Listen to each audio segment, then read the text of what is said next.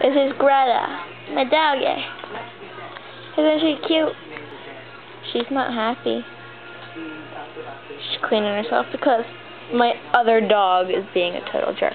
And she doesn't get any attention. Oh, it's okay, Greta. I love you still.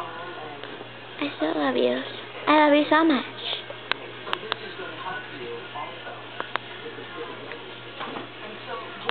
Let's go find the other dog. The monster. This is Allie. Hey, Allie, say hi to the world. You're the cutest little puppy ever. Allie, sit. He gives paw. He gives paw, Allie. That's a good girl. Give high five. Give high five. She's only 3.5 months.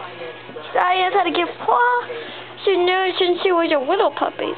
We adopted her from a shelter in Florida. Oh, she's so cute. Come here, Allie. Here, where's the camera right here? It's gonna look at her. There. Yeah, didn't feel that right at that moment. Yeah, that's very true. So what would you like to see Candace do with all those things that she's brought? Well, with Candace, there's she's like my genuine she's opportunity here to stop. First of all, stop beating yourself up about what has happened. Yeah, it has happened. And where do you go from here now with those Jimmy Choo shoes is the question.